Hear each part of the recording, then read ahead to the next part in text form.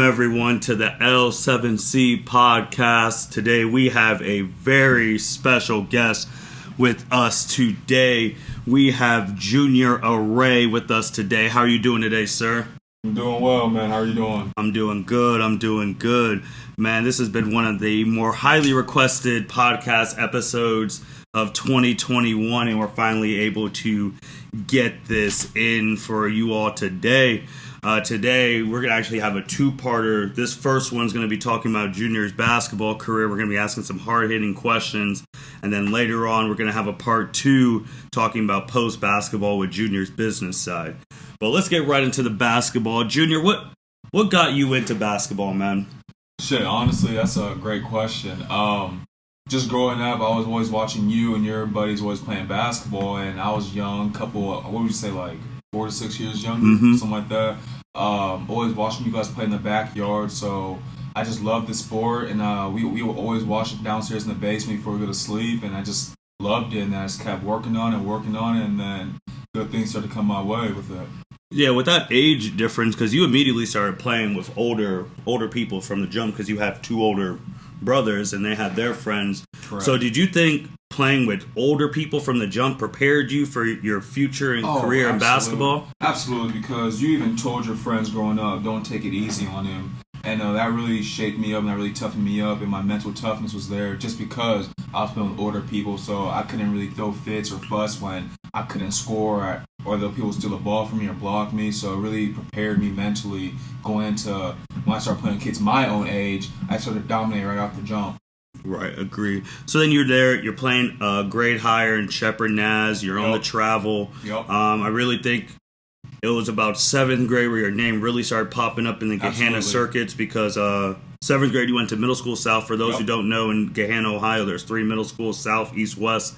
And you led your team to their first ever basketball championship in 7th grade in South history. How did that feel? Oh, it felt amazing. You know, me and you always talked about in the basement, it's just championships means everything. You just got to win, and people don't care if you're a good player. They really care about how many championships you won and if you can make history. And I was so glad and proud of myself and my team, and obviously and my coaching staff, that we finally made it happen in Gahanna history, especially at the middle school level. At middle school, and then you even took it further in 8th grade. Yeah. You won it again. So you went from 1st and 7th grade to back-to-back in 8th grade in Gahanna. This is where people really starting to buzz about you. And in 8th grade, you guys beat Reynoldsburg in the championship game over there. So how did it feel then to be a back-to-back champion? Oh, I mean, off the jump, off the back, it's difficult. I was trying to win 2 championships in a row. But, you know, I had a great core players. We all cared about one thing, and that's winning.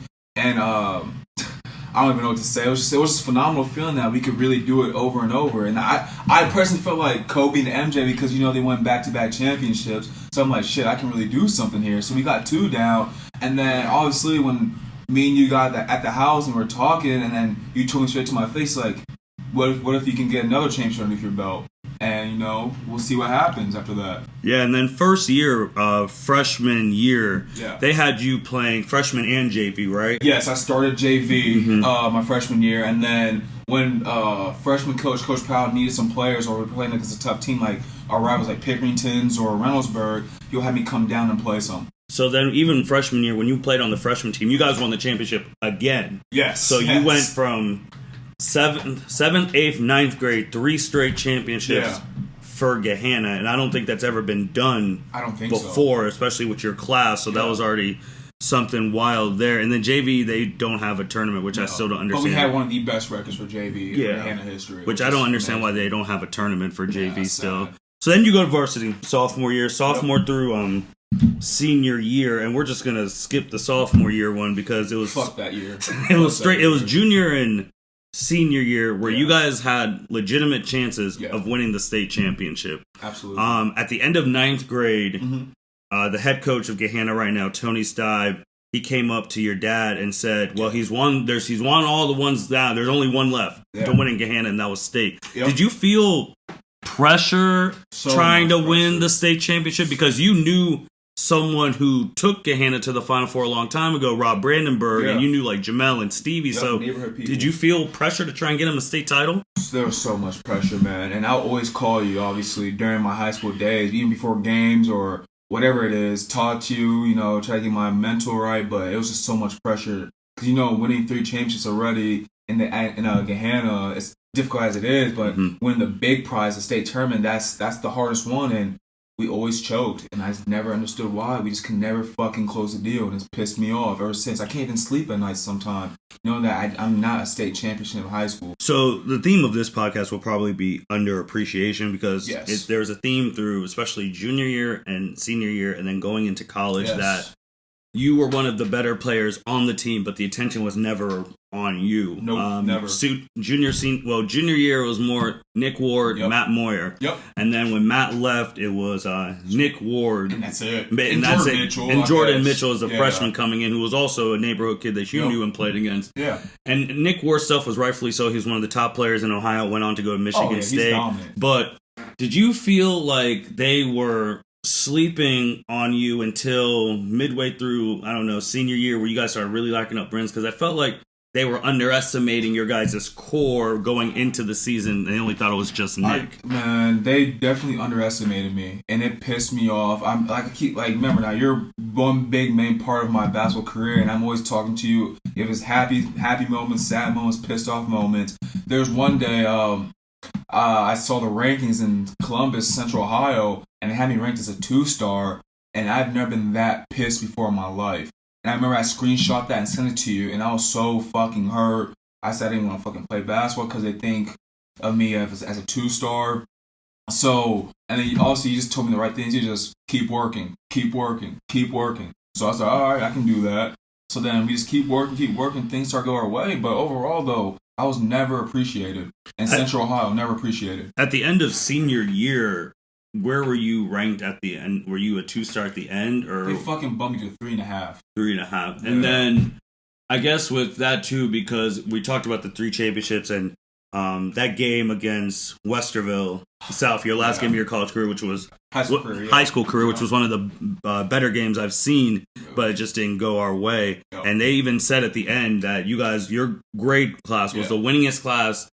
I don't know about now, but definitely at that point in Gahanna history. I think still so. Was that really bittersweet hearing that at the end of that loss? Because whoever won that game was going to win the state championship. And Westerville, if people remember, it had the Caleb and his brother. They had the Weston brothers. So there was D1 talent there as well. And whoever won that game was going to win states. That's what everyone knew. And Westerville went on and won state. So was that bittersweet hearing that you guys were the winningest class after your final high school game? No, fuck that. We lost. I don't care about that shit. We fucking lost. You know what I'm saying? Everyone's going to remember that game and who won, who advanced. And did we win? No. Did we advance? No. Westwood South did. So, I mean, hearing that shit, I didn't give 2 fucks about that. I don't care. I agree.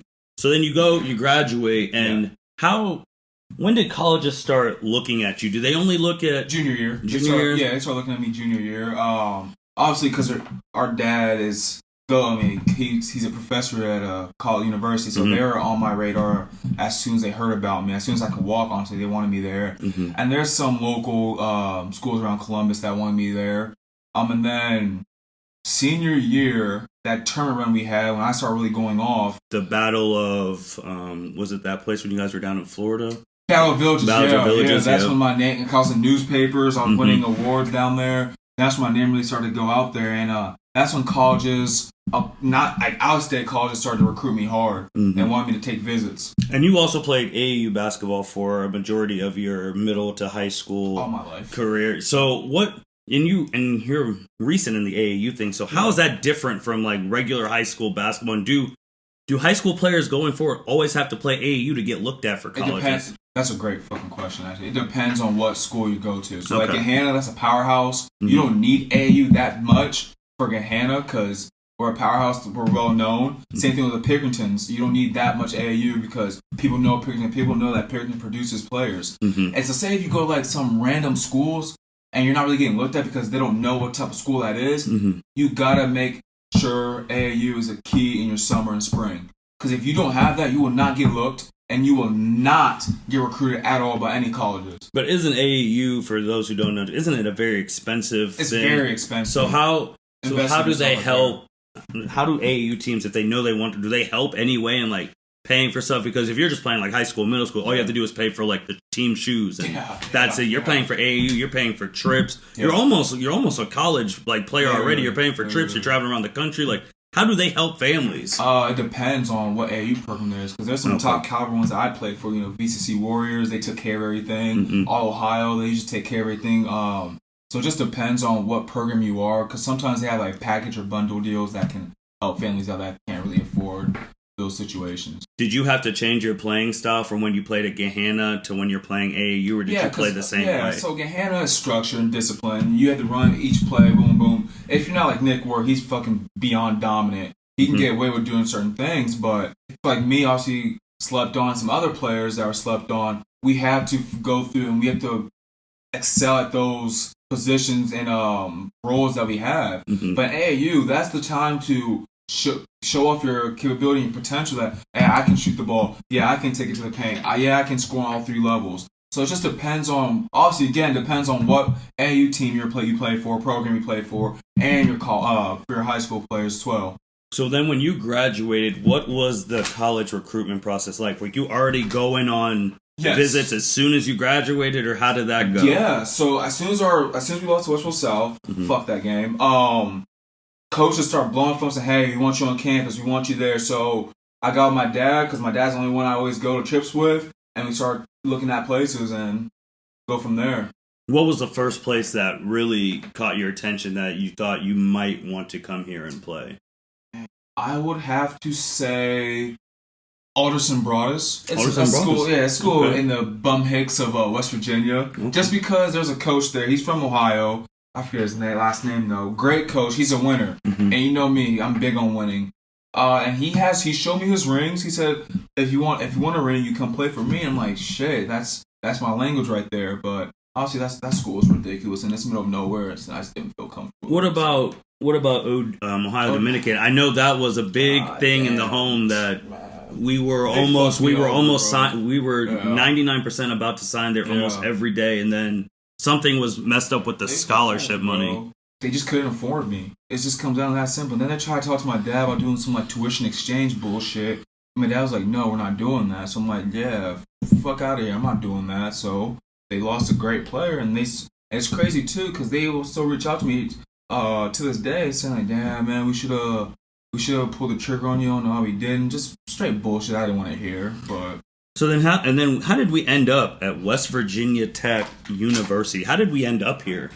So obviously, I'm getting a lot of my name's just getting out there on Twitter, and this guy, Bob Williams, he followed me on Twitter. So I was like, okay, I'll follow him back. And then we're talking in the DMs on Twitter, and then I sent him my highlight tape, and he said, yeah, I really like it. I want you to come down here April 13th, 2016. So I was like, all right, cool. No, April 2nd, 2016. So I was like, okay, cool. Me and my dad went down there. We saw a place. I was enjoying it. I was tearing it up on open gym and the drills. And then that week later, he offered me, and I was like, okay, cool. So then I talked to my dad about it. And then April 13th, that's when we signed to play for West Virginia Tech, and never looked back after that. Yeah, and then did you have a sign? I know you had a signing day at your house. Did you have one in Gahanna as well? Yes, we had a signing day at Gahanna, yes. Okay. So then you come to West Virginia Tech, freshman. Yep. They already have an established team at the point. Like they were horrible. They had their starters. Yeah. And if I do remember correctly, besides your sophomore year that you didn't start varsity, you started basically from first grade, besides the 1 year, sophomore year, to senior year of high school. So how did it feel from that point, not starting right away as a freshman? I'm like, that's just a typical answer. It sucked, man. It sucked. But, I was like, it's whatever, though. When I go in, I'm going to show them what's up, and I'm going to kill, and that's what I did.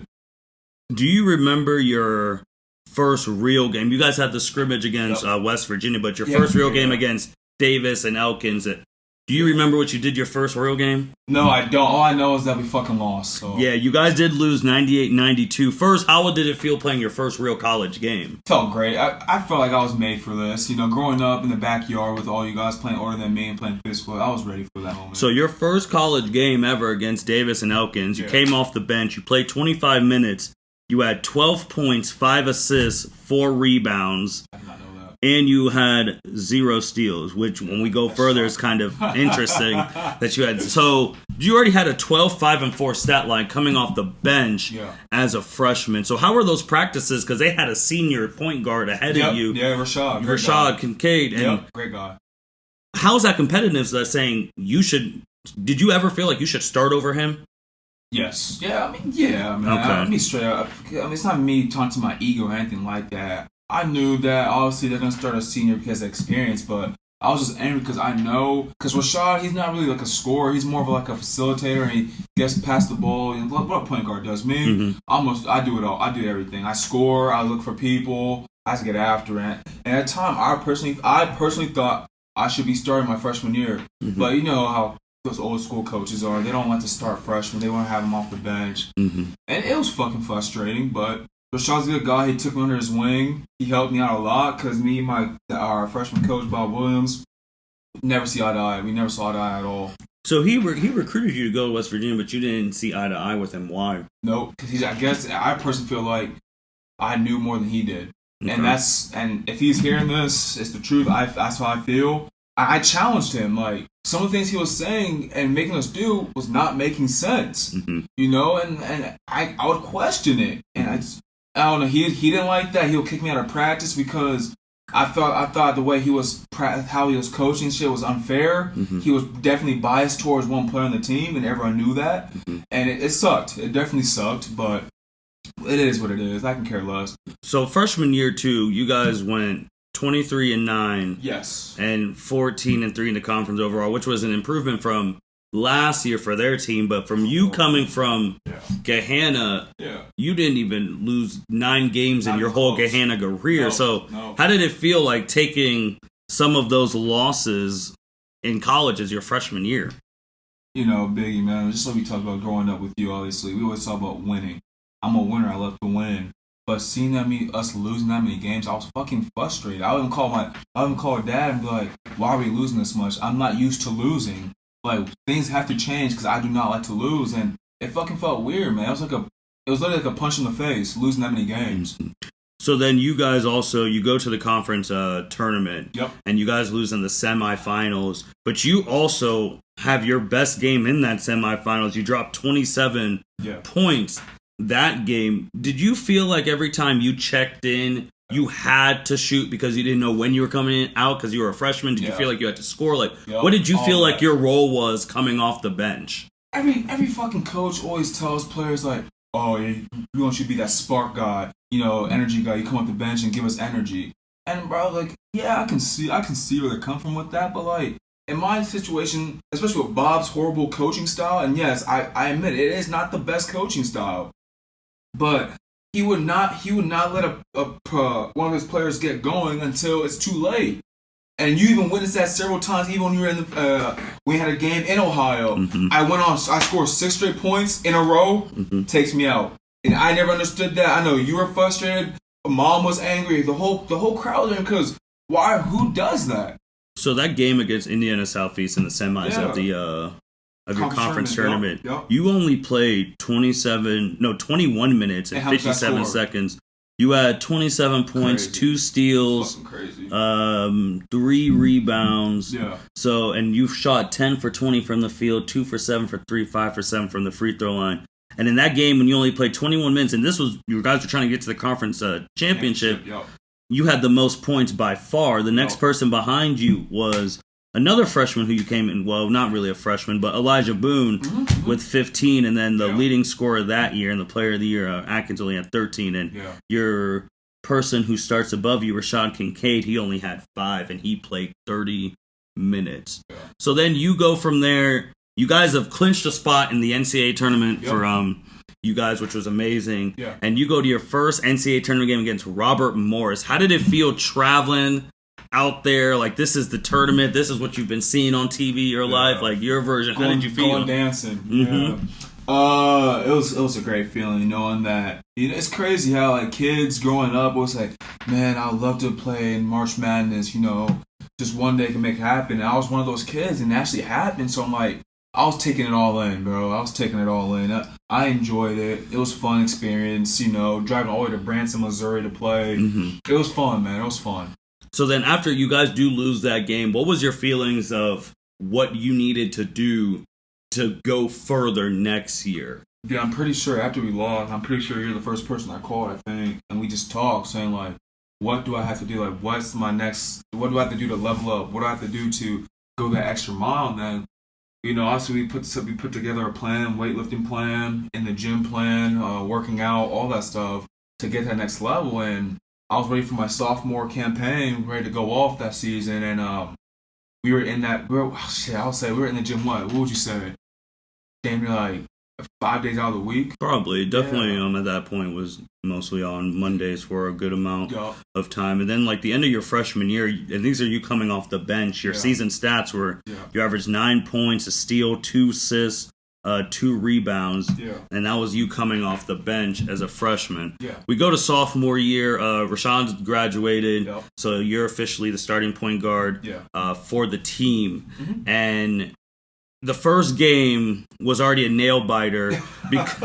And before going into that game, you lose your guys' top, Elijah Boone. He gets hurt in a preseason practice, whatever. Yeah. So this is already not shaping out how you thought it was going to be. So then you have your first game as a sophomore. You guys win 82-80 over Glenville State. And you, in that first game, you had 16 points, 5 steals, 10 assists, 9 rebounds, and the game-winning assist to win the game. So you almost have a triple-double in your first game as a starter now. How did you feel? Did you feel a little validation? Like, this is what if I was starting maybe last year, this would have been like, or without Elijah. That's another thing. Like, when that situation, that game, I'm like, bro, I could have been doing this from freshman year, from the jump, if you actually gave me the chance and gave me the freedom, gave me the green light. The stuff I did there, that's natural to me.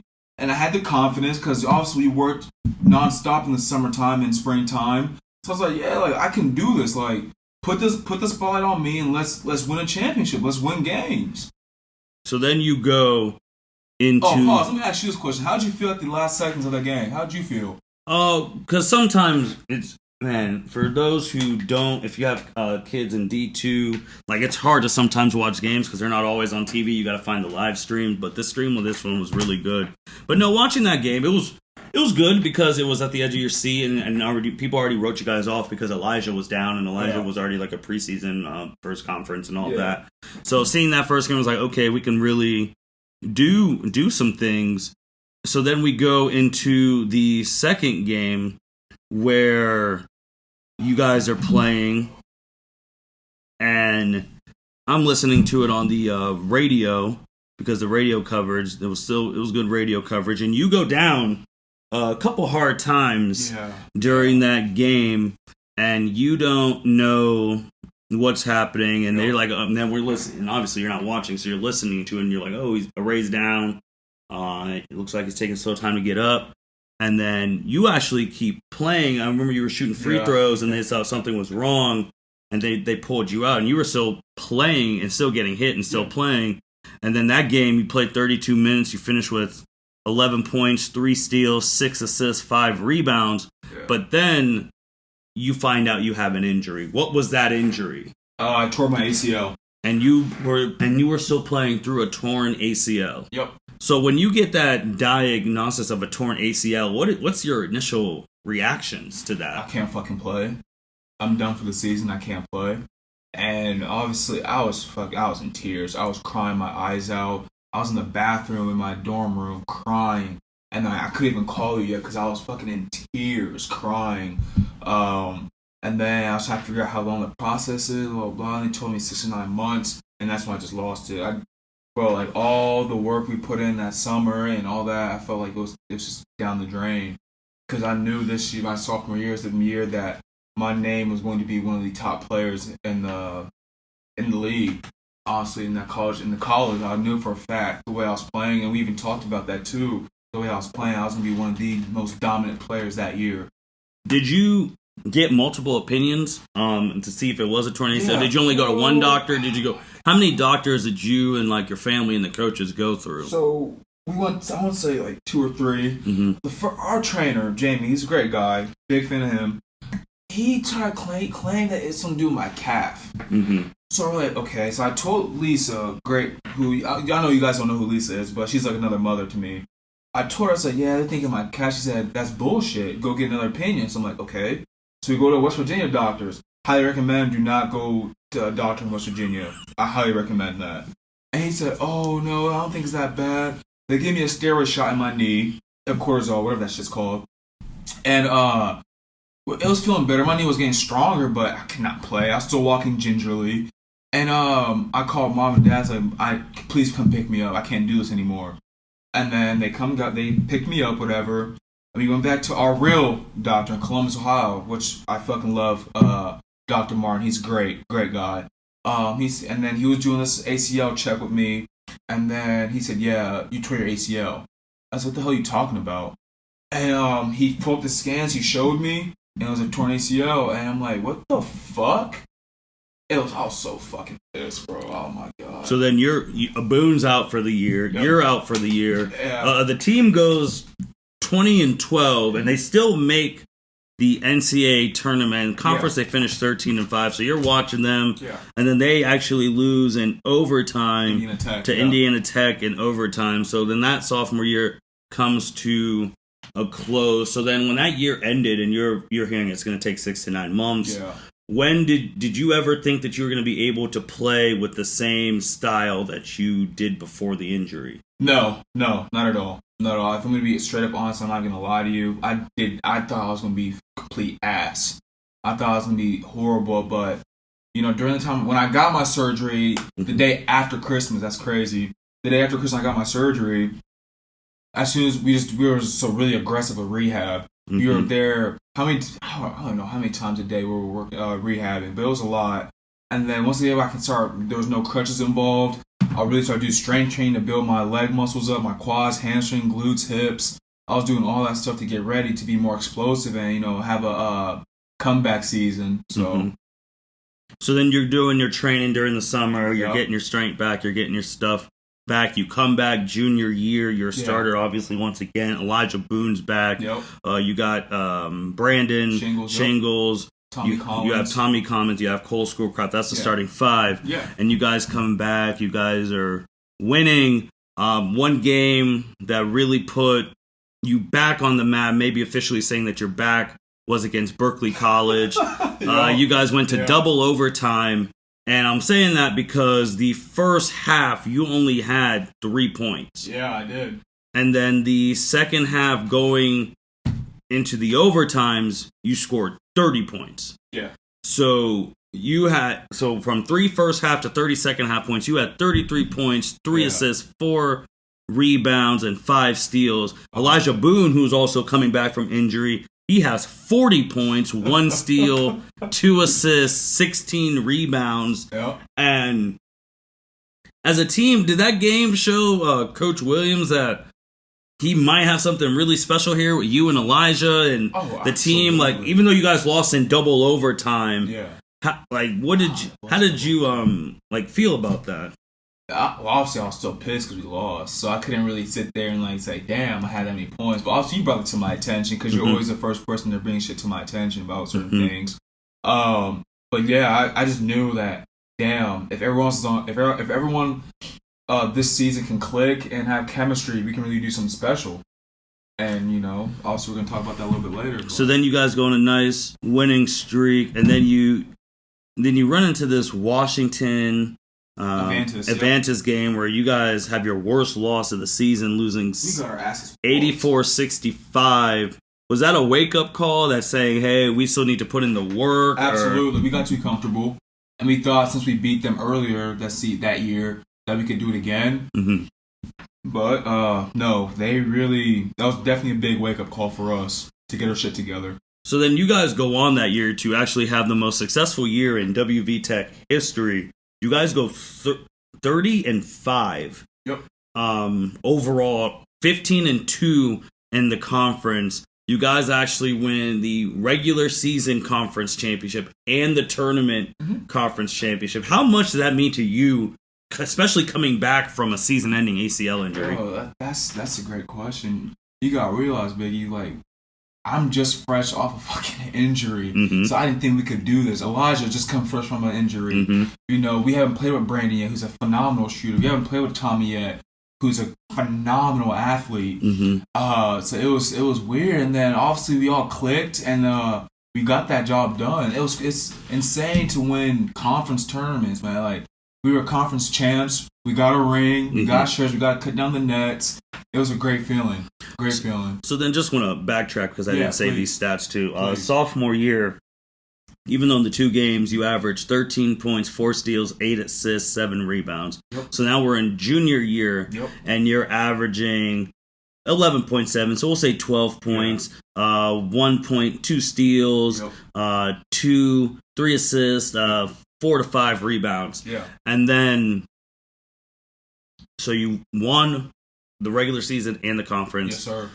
You go to the NCAA tournament. You guys actually win a game in the NCAA tournament. And what seed were we? You guys were a 1 seed. You were the 3rd number 1 seed. So that was already crazy and stuff. That's the highest seeding WVTech's ever gotten. And you guys win your conference, and then you guys win your first game in the tournament. And the game in the tournament, I mean, you were the leading scorer. You had 18 points, 1 steal, 2 assists, 9 rebounds, and you outscored everyone else on your team. What is it about you where there are games where you've had some pretty bad games, and sometimes, but when it comes to real big time games, what is it about you that makes you play better in those games? Because everything is, you gotta realize, man, it's win or go home. Like, I didn't come all the way to South Dakota to go back home the next day. You know, when it's an important game, I show up regardless. I don't care who you are, I don't care who I'm playing against. You're going to get buckets. I'm gonna score on you regardless. And I'm ready to play. I come to play. I don't play around with this shit that, I'll go nonchalant or I'm scared. No, when it's time, the lights are on, and the game counts, I'm ready. I'm here. I'm ready to show up. And then also that junior year, you led the team in steals as well. So you go to the second round to the tournament, and you've watched March Madness. You know anyone can get got in March Madness, and you're playing Bear Cliff of Iowa, Briar Cliff, and they start bombing threes from all over. They had a 31-point score, a 21-point score, all from threes, and you were playing, but you got in foul trouble early. I did. You only played 14 minutes that whole game. I did not know that part. That's fucking bullshit. So you played 14 minutes. You started off really good, then you got 2 early ones, then you were out, and then the threes kept coming in. When you're watching that on the bench, realizing that if your season's about to end, how does that make you feel? Like, because there was nothing you guys said something to me the day before. And can you repeat what you told me? At that point, because you guys won the first game, you guys were 30-4. And then I said, if you ever get your 5th loss, your season's over. And I don't think people realize that when it comes to especially college basketball, that let's just talk about years ago, like that Kentucky team that was undefeated for a bit. Whenever they got their first loss, their season's over. So just thinking of that, it's like, okay, you finished the year 30-5, but if you didn't have that 5th loss, you would have won the national championship. You lost 1 game, 30-5, but your season ended. How did that make you feel hearing that? It hurt. That hit me deep, and I was like, okay, we just got to turn it up. I even told them my team, like the starting 5, in the huddle before we went to go out. I said, hey, listen, my brother even told me if we get our 5th loss, season's done. So let's not make that happen. And then obviously, Briar Cliff just lit our ass up. They held the record now for most threes made on us, and that was so embarrassing. Did it hurt more because it was real March Madness fashion that they hit all those threes against you guys? You guys were the first number 1 seed out, but then the next game they got destroyed. Did that hurt you? Did that hurt? It hurt because I know for a fact we could have competed with Marion. Even though they had like a 7-footer, I think his name's Reggie or something like that. We could have easily competed with them. So then you go into senior year. Elijah Boone, Brandon, Tommy, Cole have all graduated. And then even at the end of the year... Let's backtrack that. With that, I'm so sorry cutting you off, because I don't know if you're gonna touch upon that. Can we talk about the awards that for year? junior year? Yeah, we can hit on that. Okay. So Elijah Boone won Player of the Year in the conference and was a first-team All-American. It was actually Bob Williams' second conference Player of the Year because the freshman year he had Brandon. Ryan Atkins. Brandon gets first-team All-Conference. Tommy gets second-team All-Conference. Cole gets the Character Award. And then you get nothing. So you were the only starter from that 30-5 team who didn't get any award. Correct. Junior year. So how did that make you feel? So fucking pissed. I was so pissed. And then that just comes back to me not being appreciated, bro. I was so pissed. I was hurt. I was angry. Oh my god, man. That still doesn't sit right with me to this day. So then they're all gone, and then they have the preseason conference selections. Yep. They had listed you last as the last preseason first team. Your name was last, just because they needed one for every team. Yeah, and then they also had WVTech, who finished 30-5 last year. They had you guys fourth because they didn't believe that you guys would be any good with the people that you just lost. How did that make you feel reading that stuff? I think we read that together, and I was angry, man. Like, they really thought just because we don't have Elijah Boone, Brandon Shingles, Tommy Collins, that we couldn't win shit. And that really set me off because you gotta realize they were not scoring the ball without me. I'm the point guard. I'm the floor general. I'm calling the calls. If I'm not bringing the ball up, how the hell are they gonna score? So then now you're on this team now. We're in senior year, and you guys start off really well against Berkeley. Yep. Berkeley College, and then you're over. Oh, we didn't even talk about that call I got in the summertime from Bob. Oh yeah, let's go back into that. So Bob calls you. You're the only returning starter coming back, and he calls you and he says he's leaving. Yeah. WVTech. What did that make you feel like? Did you ever feel like, because I was the coach who recruited you 3 years, you have chemistry, good or bad, whatever, it was still chemistry. Yeah. Did you feel when you heard that call that you were potentially going to look at other schools to transfer? Yeah, I was talking to my parents about transferring, absolutely. So what kept you at WVTech? I was... That's actually a good question. I'm not sure. My parents, at the end, we talked about it. We were like, you have one more year left, and you graduate your accounting degree, and you can just finish out the season strong. One more year strong, and then you don't have to worry about that. So then the new coach comes in, James Long, replaces Bob Williams, which was funny enough that James Long used to play for West Virginia with Bob Huggins, and he guarded you his senior year when you were a freshman, which small world. How did that meeting... Was that meeting the reason you stayed? Because he met with your parents, and then he also met with, you talked about Lisa, your other parents, Lisa and Jim, and then their family was at the house as well. Yeah. How did you feel that meeting? Was that the meeting that was like, okay, we can potentially do some things, and I'm gonna stay here? Yeah, absolutely.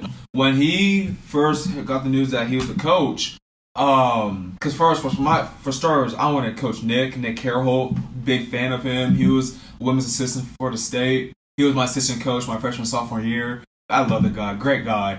And I was bummed out we didn't get him. So then we got James Long. And there's word around town saying, oh, I think this guy named James Long is going to get the position because of Bob Huggins, blah, blah, blah. Just bullshit.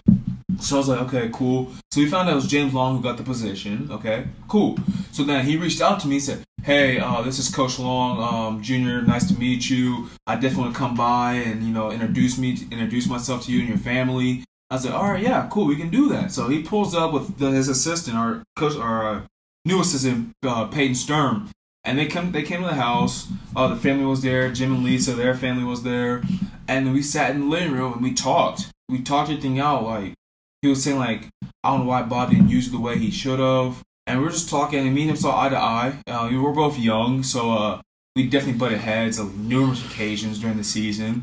But I knew that he said he wants to win. He wants to make a statement his first year. And I told him, I said, if we work together, I got you. I'll get you taken care of. So what was the difference? Because you had Bob for 3 years and then you had James for 1. So what's the difference between their coaching styles?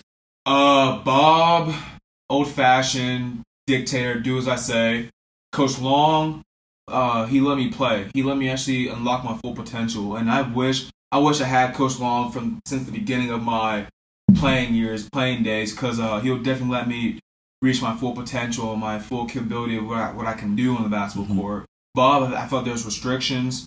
We had to do certain things, run certain plays. We were fucking running a middle school flex offense, just posting up, which was horrible. But, yeah. So then you go in senior year, you start off with a win, but then you guys take a early beat down to Shawnee State, Ohio. How was my stats that first game?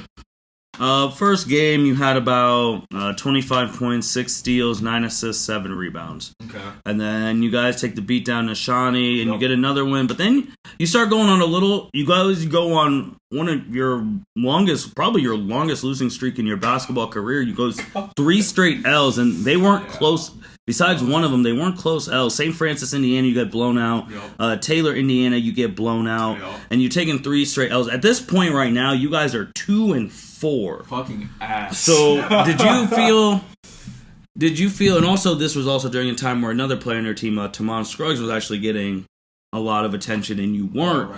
And he gets hurt in this little stretch too. So you're 2-4. What are you thinking to yourself, like maybe how you're gonna shift this around? Because remember last year you guys were 30-5, and you already have 4 losses in the first 6 games. So what are you thinking? Oh, honestly, I was like, dang, maybe they are right. Maybe we are gonna finish 4th. Maybe we're not supposed to be first in the conference. So then I think that next week in practice, I huddled everyone up and we talked and like, hey, we can do something here. We just gotta believe in ourselves and. And remember now, new coaching staff. I have a whole brand new team. It's different. We're not gelling yet. We're still trying to figure out people's identity. And then we just rallied together and we said we gotta fix some shit if you want to do something. So then so you start getting a couple wins after that. You go 4 straight, and then Indiana East, who has been a rival for you 4 years, you take another beat down there, and then you go. To West Virginia Wesleyan, you lose a close one there. So then we get to this date, January 9th, 2020. Do you remember what date this is? Is that Southeast? This is Indiana Southeast. Okay. You guys are on the road. This is a make or break game for conference. Conference. Everyone already has written you guys off. They think you guys are gonna lose, and you come out, and at that point, you had your best college game ever. You had 31 points, you had 4 steals, you had 7 assists, you had 11 rebounds. You did have 4 personal fouls though. But you did win that game 89-82, and that really set the conference on notice because not only were you getting attention in the conference, you were getting attention nationally from that game. Even people in different sports, shout out to Jonathan Cooper was posting your stuff. How did you feel like that game was the turning point of the season? Oh, me and you both know that. We both talked about that. And I think you're the one that actually brought it to my attention, actually, that you do realize. Now, at the end, also at the end of my senior year, you even told me, it's like, if I had to pick a game that really turned your guys' season around, turned your personal game around, it would have been Southeast, and you were obviously explaining why. But yeah, I think that was really the turning point of our season, and that I'm like, shit, we can actually do something here. And fun fact, I'll use Southeast. They don't lose at home. They're undefeated at home. They don't. That's why a lot of people wrote you guys off on that too. And then after that Southeast game, you did have some non-conference like Bluefield.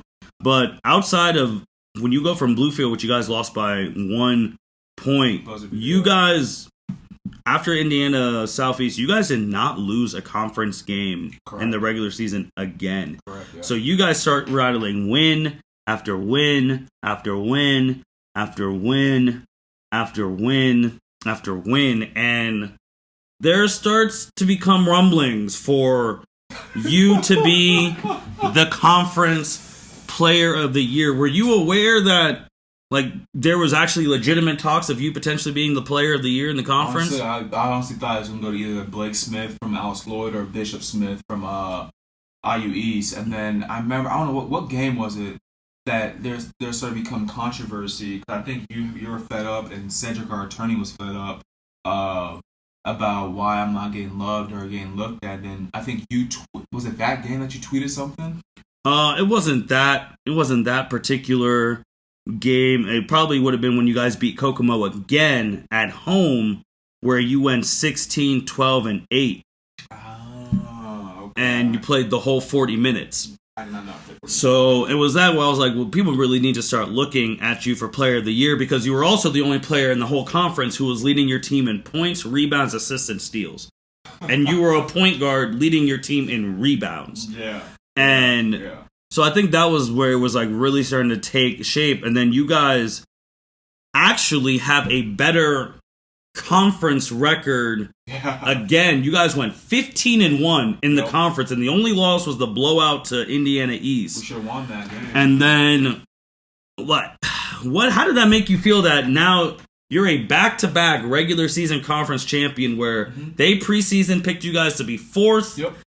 And you won the regular season conference. How did that make you feel? Oh, it felt great, man. And obviously, like the whole gist of this whole thing is like I'm always talking to you about this because me and you understand the competing level, the winning mindset, all that shit. So it felt great that we were slept on and that we won. And most importantly, they slept on me. Me, which really fueled me, which really, I took personally. I definitely took that personally, and look what happened at the end. So then you go. And your stats literally just jumped up from your totals from your junior year to the senior year. Yeah. Like your assists, you had 98 assists junior year, and then you had 168 assists. Senior year, you had 100 rebounds, 100 defensive rebounds, and you went to 127. You had 173 total rebounds. Steals have always been one of your go-tos. My assets, So it's how you get points. And also, I think also the game that really made everyone think like you could actually win Player of the Year was when Rio Grande came to town. And you started off the game, I think 10 for 10. You hit your 1,000th point. I did. And you had a 3 years. In 3 years because you were injured the first game. And you had 35 points, 4 steals, 5 assists, 6 rebounds. And you went 15 for 17 from the field in 37 minutes. And I think that was the game where people were like, hold on, this guy can fucking play. Yeah, he can play. Maybe we've been underestimating him. Like, so how did that make you feel? You know what's crazy? I didn't realize I didn't miss that much during that game. I didn't even know that until obviously you sent me my stat line. But I was just there to win because obviously Ryle's another one of our rivals. I don't know why they suck. But big shout out to Coach French. Love that man to death. But no, big. It felt great. Finally hitting my 1,000-point milestone. So I couldn't get in high school because of some bullshit, but I was very pleased with myself, and that's one of the milestones. Because I remember doing this before the season. We wrote down like what I want to get out of basketball this year, and one of them was to score 1,000 points, and it felt great just checking it off, getting a 1,000-point ball. It was great. It was a great college experience scoring that many points. So then, your senior year with the jump that you had. You averaged 16.33 points a game. You were 10th in the conference in scoring. You were 15th in the conference at rebounds with 6.1. And all the other people are freaking big men. You were first in the conference in assists with 5.7, but you were also 5th in the nation in assists. And then steals, you were first in the conference, 15th in the nation. And then when you played just conference games, your scoring actually went up to 17 points. Your rebounds went up to 6.3, your assists went up to 6.3, and your steals went up to 2. So in the conference only games, you were 7th in scoring in the conference, 13th in the conference in rebound, 1st in assists and steals. And then your conference, and then senior year, your highs, you had a 35-point game, you had a 12 rebound game, you had multiple 12 assist game, you had a 6 steal game, and you had a block. Because the blocks they didn't come through. So then you actually get word that you actually do win Conference Player of the Year. Did that give you the validation that you needed from your years 100%. Of high school to college to your last year? Fuck yeah, man. You got the validation you deserve. The validation hit when I scored that 1,000th point, and then hearing, what's crazy? I was in what class was it? Business class, business and statistics class, and then one of my great homies that's on the team, Luke Voss, great guy, I love him to death. he texted me. He's like, "Hey, congrats, bro." Send me a link. I said, "What the hell are you talking about?" So I click on the link, and it says Junior Arrey Conference Player of the Year. I'm like, holy shit. So I get up out of class. Don't even care about class right now at this time. And I go outside and I call you immediately, saying like, "Hey, guess what happened?" And you're like, "What?" And it's like, I sent you the link, and he said, "No fucking way." And then it was a great moment for us, man, because we always share those moments of winning and all that. So it was phenomenal. I think it was weird too that they post the awards but don't tell the people. Yeah. Like, because as soon as I went on social media and I saw your picture on the, like, they were showing the awards thing, I was like, oh my gosh. Yeah. So then when I clicked on the link, I was like, and it's all Conference Player of the Year, and I actually still have the article hanging at my office at work. Nice. And I was just like, wow. Yeah. Like, we really won Conference Player of the Year. Yeah. And then obviously, with Conference Player of the Year, you're going to be first team all conference. Yeah. So seeing your name listed first on that, from seeing your name listed last on the preseason, and then seeing the people who they thought was going to be because you guys won the conference, and that was a very good moment, especially from coming back from the ACL. You just said that you didn't know if you're going to be able to play the same. But it looks like you came from the ACL, especially senior year, and actually played better. Yeah. So to win that Conference Player of the Year, that was crazy. And I don't even know if that was the top thing, actually, that senior year. Because you were second place for Player of the Year of National. Because they listed your name right underneath the guy who... Kyle Mangus, who he's the real deal. He's no joke. And he won Player of the Year, rightfully so. Yeah. And when I got that thing, it's like juniors and All-American, I was like... First team? I was like, excuse me? Yeah. And then your name was like, wait, was he second in Player of the Year voting? Yeah. Like, that's when I was just like, the conference validated him, and now the nation has validated him. Yeah. As a first team All-American, one of the third one ever at WVTech. Yeah. So that was already crazy in itself.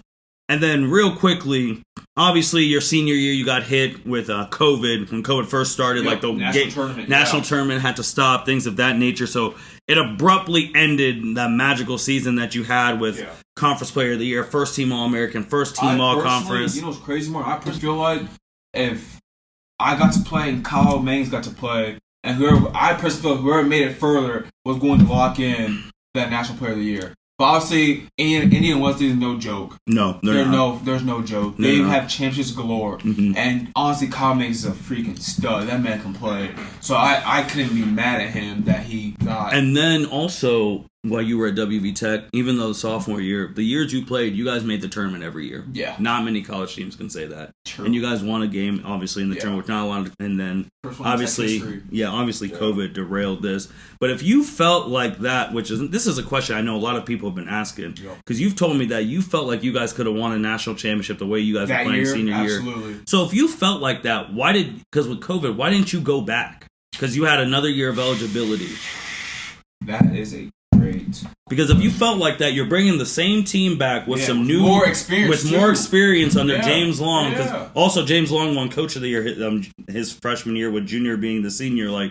So if you felt like that, why didn't you go back and finish the job? I was actually, and I hate saying, because I always tell people to never be content, but I was very content with my college career at that point. Like we talked about, runner-up for National Player of the Year, winning Conference Player of the Year, first team All-American, first team All-Conference. I won numerous academic awards. I was always on the dean's list, president's list, every single semester. So I'm like, I had a great chapters in my life for college basketball, and I started getting really blasted with accounting jobs left and right. So I was like, okay, cool. I go home because of COVID.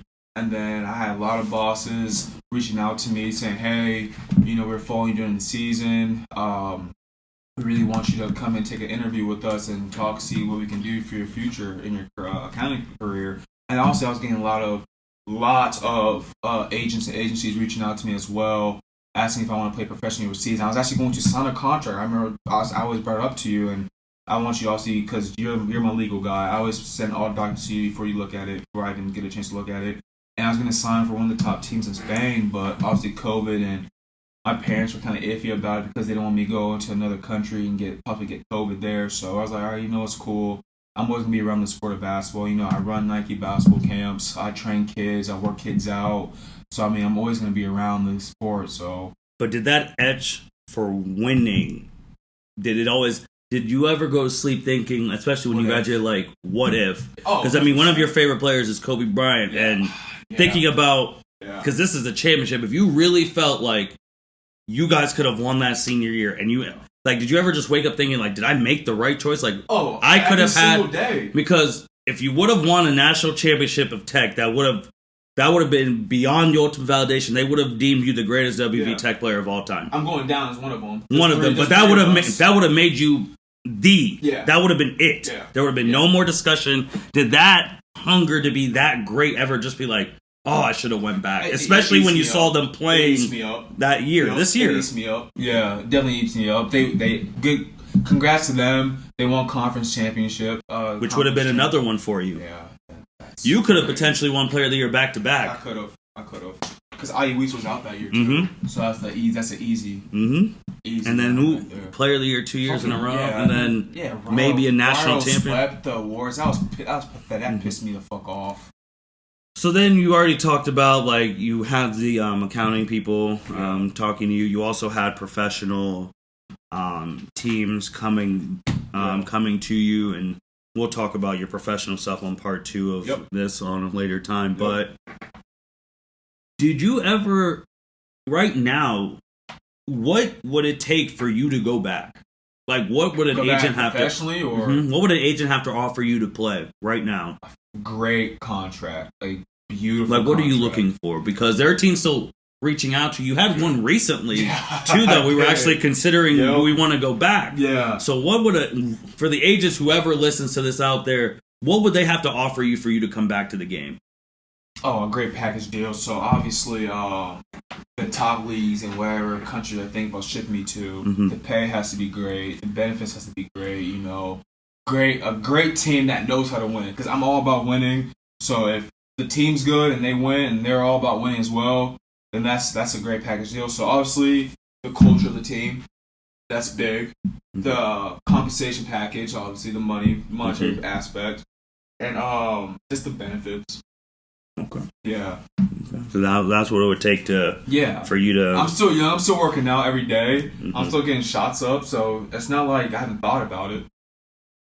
Do you think that right now, even though you haven't played, do you think right now you're better than you were Player of the Year last year? Yeah. Okay. I think so. Yeah, I think so. All right. Well, with that being said, we're actually reaching the end of part 1 of the basketball. So, Junior, if you want to plug any of your stuff, where can people find you? We're going to be coming with part 2 later, but man, is there any shout outs that you want to throw out before we end? Yeah, so for starters, you can find me Facebook. You can just type my name in, Junior Arrey. I'll be there. Instagram is J_Arrey, ARREY3. And then Twitter, I'm still trying to get my Twitter back. I don't know what the hell happened. But I don't even know what my Twitter name is. What is it? J_Arrey3. Yeah, with no underscore, but J_Arrey3. And then I have a TikTok as well. You can Junior Arrey3. So just you can reach me out there. But obviously, big shout out to Martin, the host of this, great guy. Who else can I shout out? Honestly, shout out to everybody, all my loved ones and family members that supported me through this journey with basketball and invested a lot into me. Big shout out to my brother Steven. He's buff. If it was for him, I wouldn't be I wouldn't be physically in shape. He definitely strict with me with my eating habits. Jim, Lisa, Jimmy, Bubba, my Sissy, Nick, my new nephew. I have a nephew, Sean. He's a newborn. And then my best friend Chuck, Carly, and then I have a goddaughter named Alea, who they have a kid. It's all these people that really supported me through the journey. Kyson, Carius, I can't forget about you guys. You guys are my day one, so I think that's all I got to shout out to. Okay. And then Adam Dave's a good guy. I like Adam a lot, so. With that being said, make sure you like, rate, comment, subscribe on this. Junior will be back talking about the business side. And with that being said, this is the L7C signing out. Thank you for listening to this episode of the L7C podcast. Be sure to like, rate, review, and subscribe to the channel. Follow us on all social media platforms, and we'll be talking to you guys soon. Take care.